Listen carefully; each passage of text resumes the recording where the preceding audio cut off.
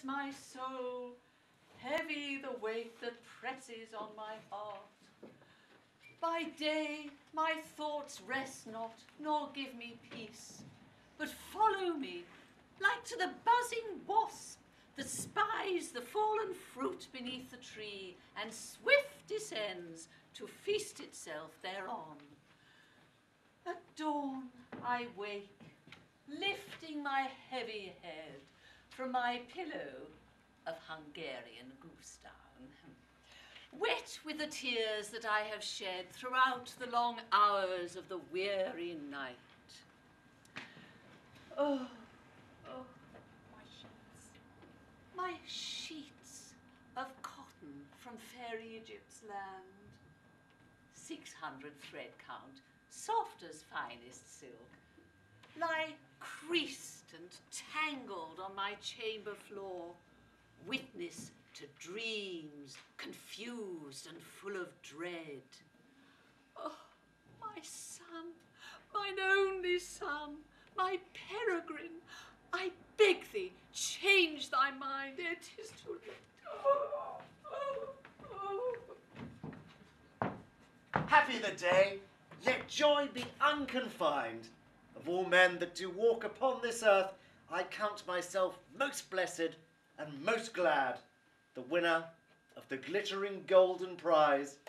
Riches have I, but not the untold wealth of euro millions or the lottery, a greater gift by far.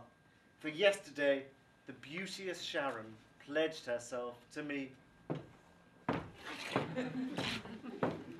How dost, my love? How dost, my angel fair? My turtle dove, my shining silver star. Oh, Perry, my betrothed, with love for thee my heart doth beat as fast as galloping hoofs of mighty chargers on the field of battle. My knees do tremble and my face doth flush as rosy as the sky at end of day when summer's sun sinks slowly in the west. Oh, Sharon, when I look into thine eyes, I am half blinded by the glow therein, but see reflected in their violet depths the tiny figure that is Peregrine, who stands a beggar at the castle gates, entreating entry to the court of love. Now let us walk, and talk of days to come, when we two shall be wed and live as one.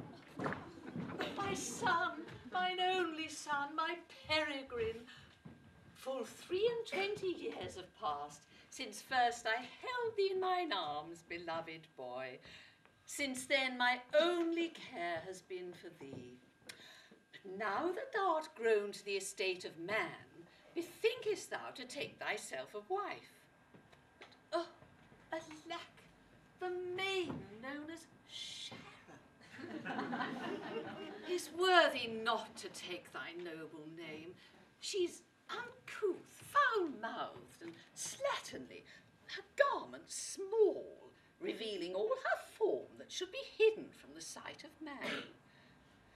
Not Jigsaw, Bowden, or the House of Fraser, but Prime, peacocks, and methinks New Look does she frequent in choosing her attire. Her hair unkempt, her mouth with chewing gum and cigarettes kept busy all the day. She is not welcome in this house of mine, and I will write and plainly tell her so. Beyonce, Harper, Chelsea, Chardonnay, and Catherine as our noble prince's wife, the names of our 5 daughters. And of our sons, Hugo and Toby, Piers and Benedict, and Peregrine. Oh, a message from thy mother, Perry dear.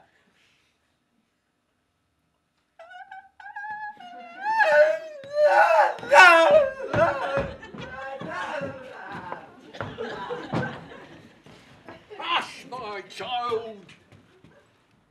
Hush!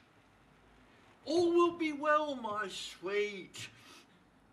The Lady Audrey doth protest too much. I will take horse and hurry to thy side.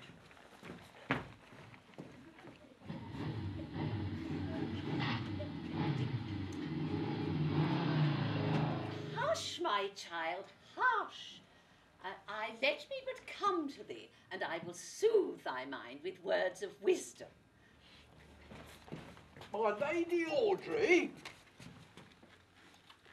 I have read the words regarding your words regarding my daughter Sharon, and I do conclude with but little thought, thou knowest not thine elbow from thine arse.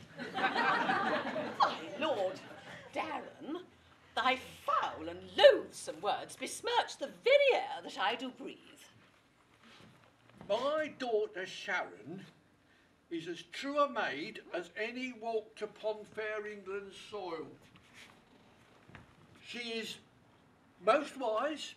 The University of Oxenford has been her home 3 years. She has been awarded honours, great, first class, her chosen subject, PPE. Your son, however, as I do understand, is somewhat less successful in his studies. 'Tis true, my lord, my Peregrine did spend 3 years at a smaller, humbler place of learning, and did obtain, after much extra coaching, certificates enabling him to offer his services as party planner, my lord. Party planner? Methinks that will not do to keep bread on the table and raise 5 sons and 5 daughters that these 2 intend to breed, my Lady Audrey. Words are true, my lord. Thy daughter hath intelligence. She doth, however, show no modesty in her appearance. My Lady Audrey, dost thou not think upon the fragrant Catherine, who stole the heart of our Prince William? Within the hallowed halls of learning at St Andrews University in Scotland, the maid did dress herself in garments small and light as thistledown, and did parade upon the catwalk at a fashion show. And William did pay 200 crowns that he might have a seat in the front row to gaze upon her comely female form. Thus did she win the love of our Prince William, and one day will be queen of all this land. There is no shame to dress as doth my Sharon. My lady, I do confess my manners rough and lacking somewhat of regal elegance, but I do love thy son with all my heart, and henceforth will cleave only unto him, proving myself true and faithful wife and mother to our children to the end. My child, I do confess that I have erred, and beg thee to forgive my foolish words. Thou shalt be as a daughter to me now, and thou art welcome unto my house. My son, I beg you to forgive my cruel words, and ask you to embrace thy aged mother, who now perceives the error of her ways. Gladly, my mother, for thou knowest well the bond between us never will be sundered.